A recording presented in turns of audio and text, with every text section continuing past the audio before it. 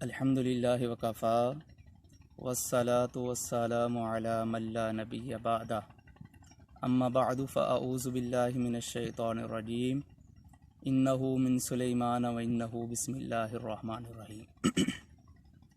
پیارے سامعین و ناظرین، چھوٹے چھوٹے کلمات زندگی میں بعض دفعہ بڑی بڑی برکتوں کا سبب بنا کرتے ہیں، جس طرح کہ ما شاء اللہ، لا حول ولا قوت الا باللہ اور بسم اللہ۔ حتیٰ کہ ہمارے اکابر جب کسی کا استقبال کرتے، کسی کو خوش آمدید کہتے، ویلکم کرتے، تو اس وقت بھی وہ یہی کلمات کہا کرتے تھے، ما شاء اللہ ست بسم اللہ جی آیا نو۔ اگر دین اسلام میں دیکھا جائے تو بسم اللہ کی بہت زیادہ اہمیت ہے۔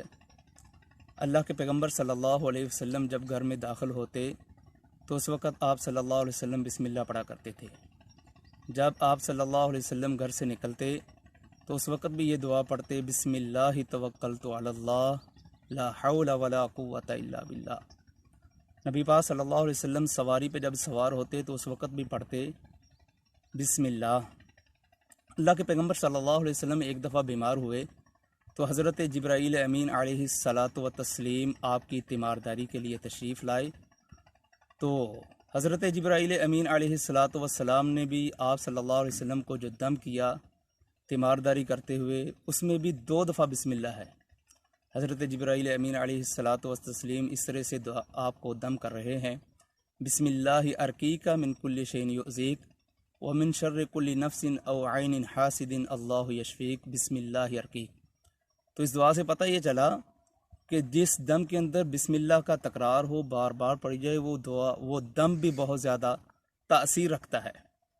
نبی پاک صلی اللہ علیہ وسلم نے یہاں تک فرما دیا کہ اگر کسی آدمی کے جسم میں کسی حصے میں درد ہو رہا ہے تو وہ آدمی درد والی جگہ پر اپنا دایاں ہاتھ رکھے اور پھر 3 دفعہ پڑھے بسم اللہ بسم اللہ بسم اللہ، اور اس کے بعد 7 دفعہ یہ دعا پڑھے، اعوذ بعزت اللہ و قدرتہ من شر ما اجد و احاذر۔ اللہ رب العالمین اس آدمی کے درد کو ختم فرما دیں گے جو آدمی یہ دعا، یہ دم روزانہ اپنے آپ کو کرتا رہتا ہے، اور اس کی تعداد بڑھتا رہتا ہے۔ جتنا پرانے سے پرانا درد ہو انشاءاللہ العزیز وہ ختم ہو جائے گا۔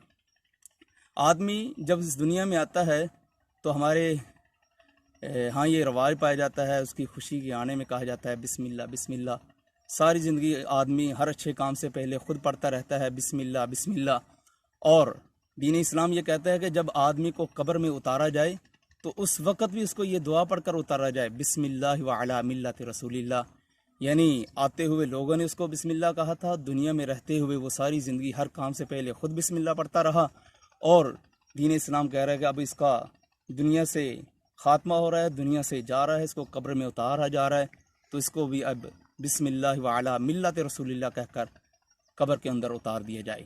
ہر آنے والے نے، سامعین و ناظرین، جانا ہی جانا ہے، میں نے بھی جانا ہے اور آپ نے بھی جانا ہے۔ اللہ کے حضور دعا ہے کہ جب ہمیں بھی قبر میں اتارا جائے تو قبر اتارنے والوں کو اللہ رب العالمین یہ دعا پڑھنے کی، قبر میں اتارتے وقت یہ دعا پڑھنے کی توفیق عطا فرمائے۔